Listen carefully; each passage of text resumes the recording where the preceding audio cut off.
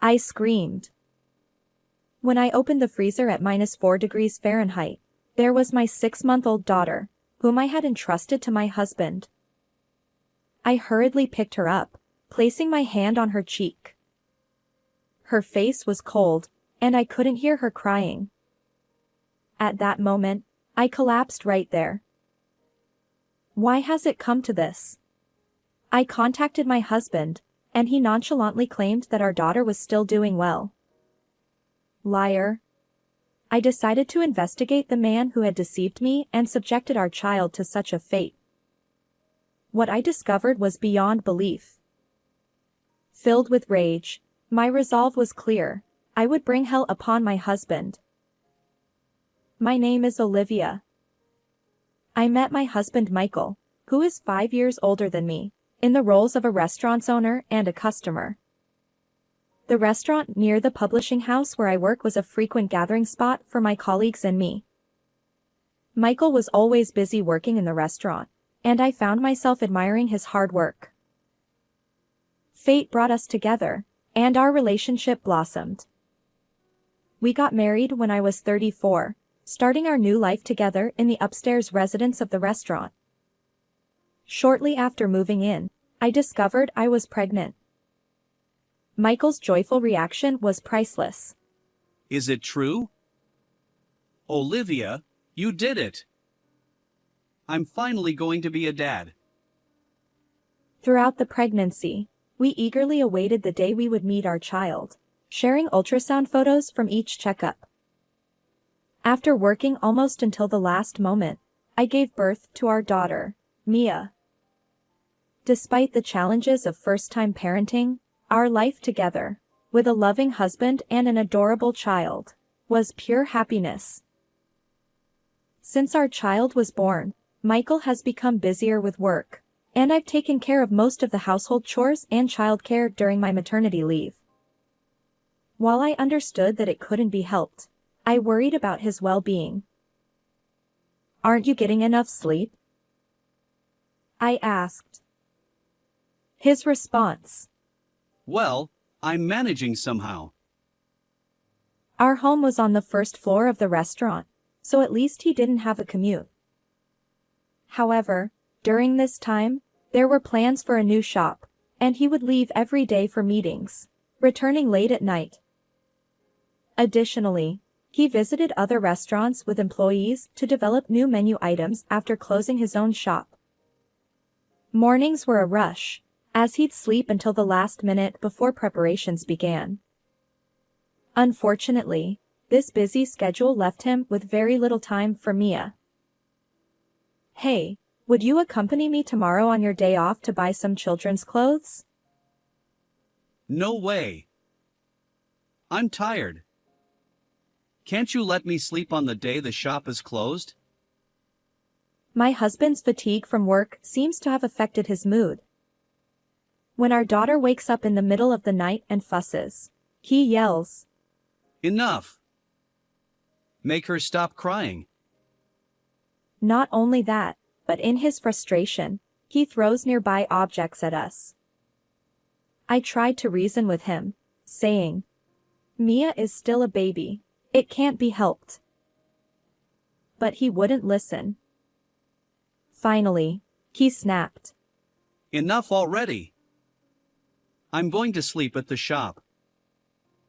With those words, he stormed out of the house. I keep telling myself that once things settle down with the new shop, maybe Michael's feelings will change. However, as our daughter reaches 3 months old, nothing seems to have improved. At that time, I received a message from my best friend. She was getting married at a resort location within the United States in 3 months, and she wanted me to attend. Although I explained that it might be difficult, she insisted and even asked me to give a speech. Leaving Mia with Michael would be impossible, I thought. My parents lived far away, and it would be a hassle for them to come. Meanwhile, Michael's elderly parents lived nearby, but I hesitated to ask them to take care of our baby. I'd love to see the bride and celebrate, but I sighed as I looked at the invitation. Just then, my husband approached, glancing at what was in my hands. A friend's wedding? He asked. Yeah, I replied. It's in 3 months, but with Mia, I'm considering declining, He said, returning his gaze to his phone. However, a few minutes later, my husband approached me again. Go ahead and attend. I was taken aback. What do you mean? I asked. He replied. The wedding. Since I'll take a break from the shop and take care of Mia, you should go. His unexpected suggestion left me speechless, and I couldn't respond immediately. Are you sure? Even though it's a resort location within the US, it's quite far, and if something happens, I won't be able to return quickly because of the flight. I expressed my concerns. But he reassured me. It's okay. Take a break once in a while. Thank you. I had honest concerns about my husband, who hadn't been involved in taking care of our daughter much since she was born, being able to handle it alone for several days. However, I didn't want to dampen his enthusiasm, so I swallowed my words and asked him to do it.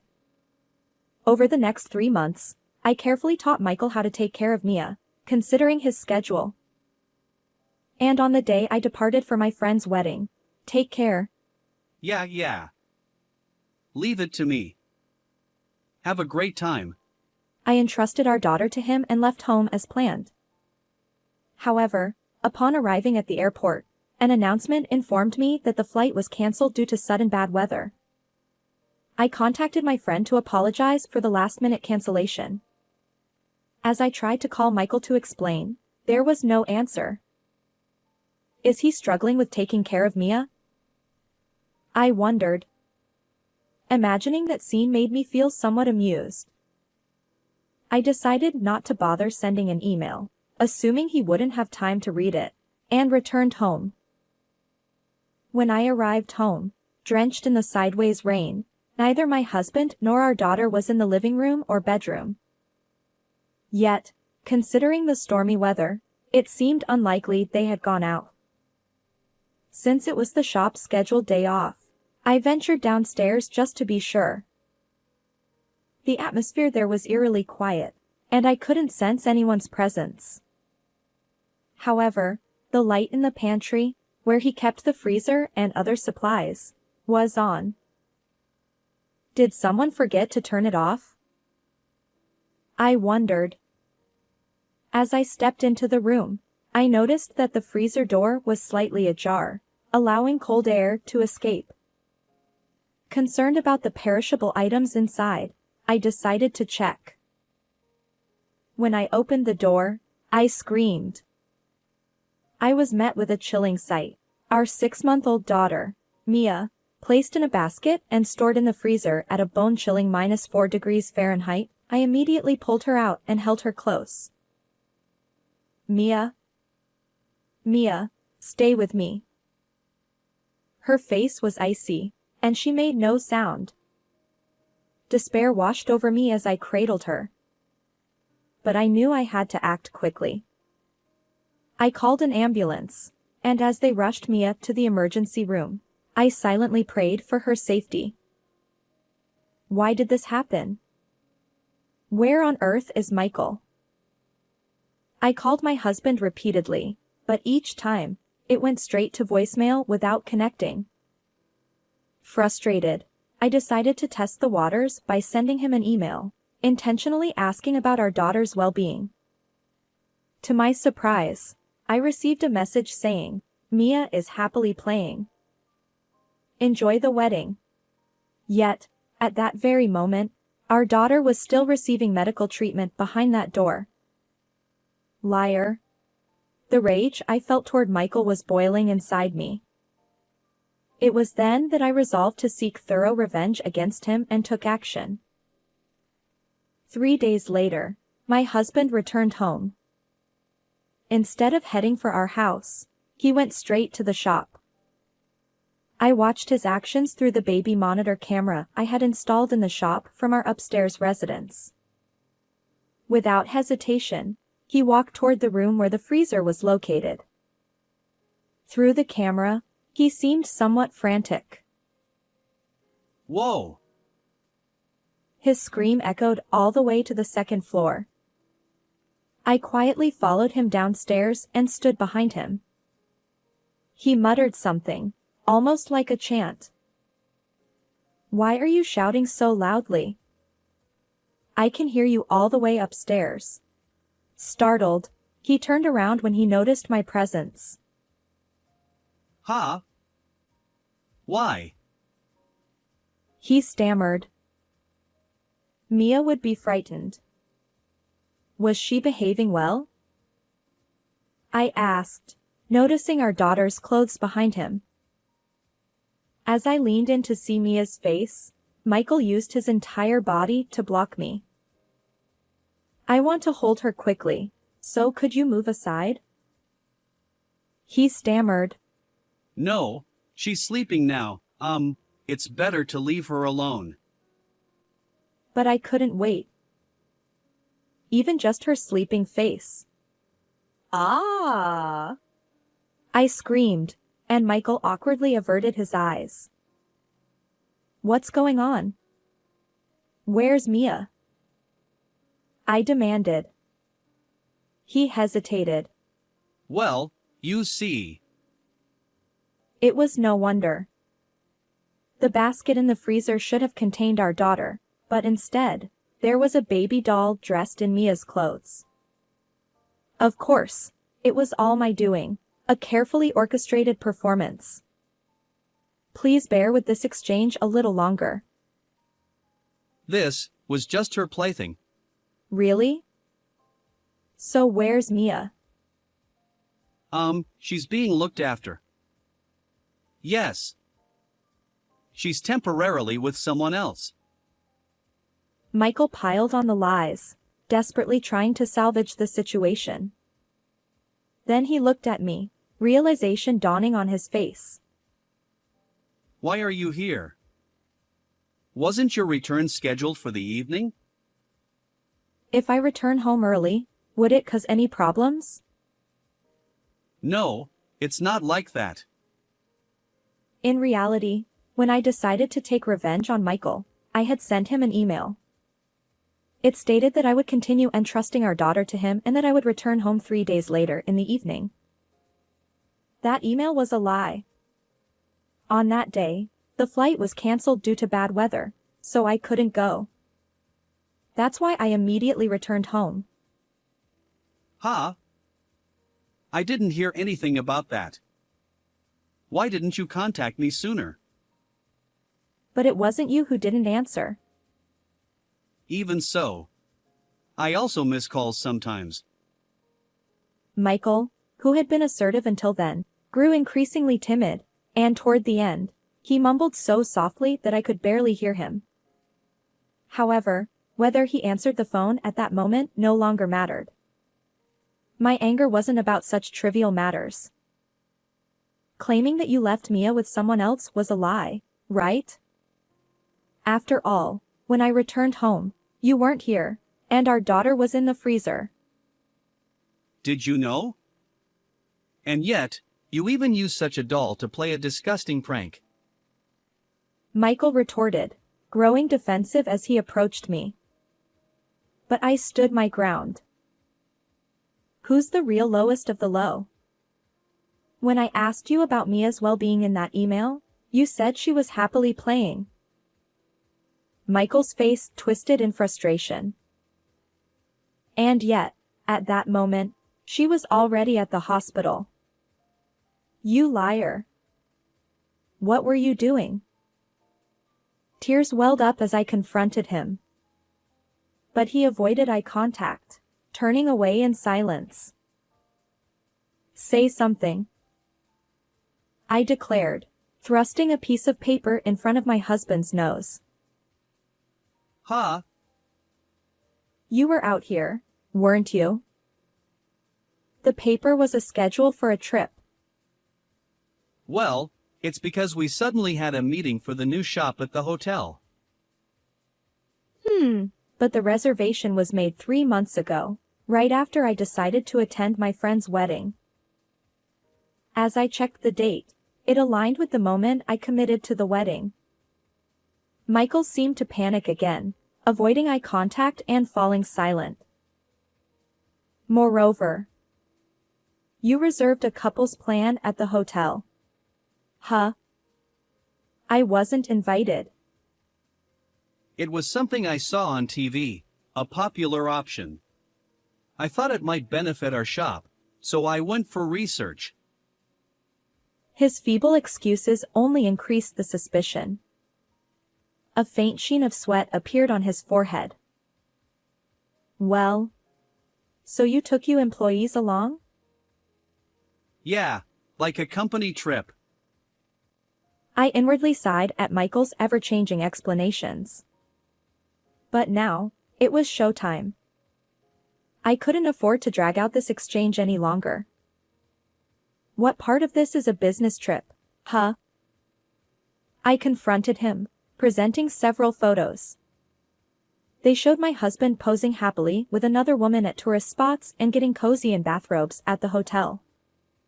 Clearly, it wasn't a work-related trip. They looked like a couple on vacation. Michael pulled out his phone, glancing between the photos I'd handed him and his screen, looking flustered. How did you get these pictures? He demanded, showing me his phone. To his surprise, the same images I'd printed were displayed there. I smirked at him. Did you forget that your phone's contents are accessible from a computer? Michael's face fell as he remembered. You see, he'd previously helped create greeting cards for a customer using his phone data, including addresses. He'd linked his phone and computer, allowing me to access reservation details and even the photos sent by his affair partner from the tourist spots. Moreover, isn't she one of your employees? No wonder you confidently called it a company trip. Michael's affair partner was indeed a 28-year-old woman named Sophia, who worked at his restaurant. To think I was being cheated on right under my nose. Honestly, it's quite shocking. It's hard to see what is under your nose. Michael tried to deflect with a joke, but there was no sign of remorse. I had no lingering feelings for a man like him. I can't forgive what you did to Mia more than your infidelity, I declared. Well, if you've already found out, there's no helping it. Michael retorted, wearing a defiant smile. I wanted to be with Sophia, and I planned to divorce you. As for child support, well, that's another matter. Paying for Mia is a bit much. He seemed reluctant to spend unnecessarily on child support. That's when he saw me agonizing over attending my friend's wedding. Michael had an idea. If he got rid of the daughter he was watching, all problems would vanish. So that day, he locked Mia in the freezer and set off confidently on his affair trip. His plan was to handle it before I returned home and find a clever excuse for her death. Well, it's all ruined because of you. I felt nothing but disgust as he grinned. So where's Mia? When's the funeral? What are you talking about? I'm asking about her. What happened to her? Michael's frustration was evident in his tone. Mia is fine. Right now, my mom is with her at the hospital. What? Is she alive? He looked visibly disappointed. I had discovered Mia shortly after Michael left the house. Her face was cold, and she wasn't crying. I had braced myself for the worst. But while waiting for the ambulance, Mia opened her eyes, yawned, and cried loudly. It seemed she had slept soundly even in that situation. The hospital conducted thorough tests, but there were no abnormalities. Considering her young age, just 6 months, they decided on a slightly longer hospital stay. The freezer had been slightly ajar, and I found her soon after Michael's departure. Mia's survival was a combination of luck, her age, the short time she was inside, and the fortunate circumstances. While I can say this now that she's safe, I'm still amazed by Mia's resilience. How she could sleep soundly anywhere, undisturbed. "I'll report this incident to the police," I declared. Huh? Why? She's safe now, so what's the problem?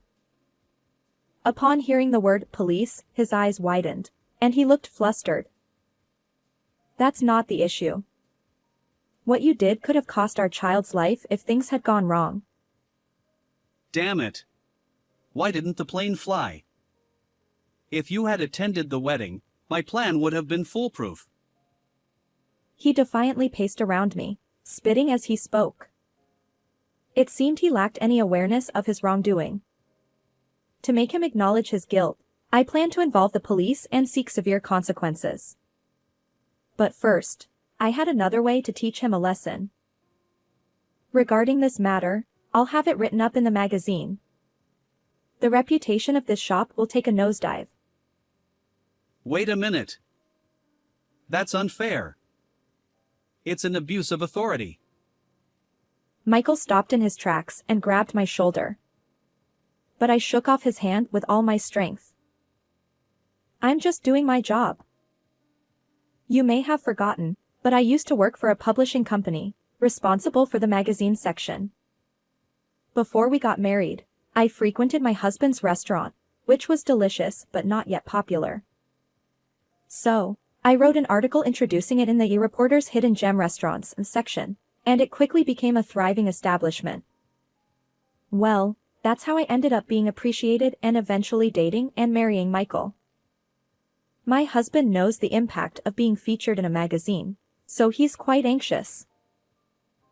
I've come this far, and I even have plans for a new branch. If there's a review like that, our sales will plummet, and I'll lose all credibility. "It's not something I know about." But if that happens, our livelihood will suffer. You and Mia will be equally affected, won't you? He desperately tried to persuade me, going back and forth. "Wait, you were planning to divorce me because you wanted to be with your affair partner, right? Well, then it doesn't matter what happens to us." That's the situation, so the paperwork is already prepared. Sign it here quickly. I'll be claiming alimony and child support too. I fluttered the divorce papers in front of my husband. He snatched them from me and stared at them intently. Finally facing reality, Michael suddenly began apologizing. "I'm sorry, please forgive me. I want you to reconsider the divorce, and please keep this from the police." Even as he tearfully pleaded, looking at my husband, I couldn't help but think, what a pitiful person. If an apology is enough, we don't need the police. Regret your actions and live with it. With a firm tone, I pushed him away, and Michael collapsed on the floor, wailing. Afterward, the divorce with my husband was finalized. I demanded a total of $20,000 in compensation for his affair from both him and his lover. Additionally, we agreed that he would pay a lump sum of $63,000 for our daughter's child support. Fearing unnecessary expenses, my husband triggered this incident, unaware of the immense consequences he would face. The police were notified, and Michael was questioned. Subsequently, he was arrested and sentenced to spend some time behind bars. Even without me writing an article, this incident made headlines in the news and was prominently featured in newspapers. Furthermore, social media, where I had shared information about the restaurant, flooded with critical comments regarding the fact that our daughter had been kept in the freezer. The restaurant's reputation plummeted rapidly, leading to its swift demise.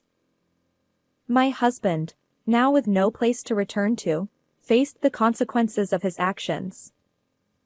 On the other hand, I started a new life with my daughter. Since Michael had never been involved in parenting, his absence had no impact. Mia is growing up happily, and I'm determined to keep striving for her smile. How did you find this story?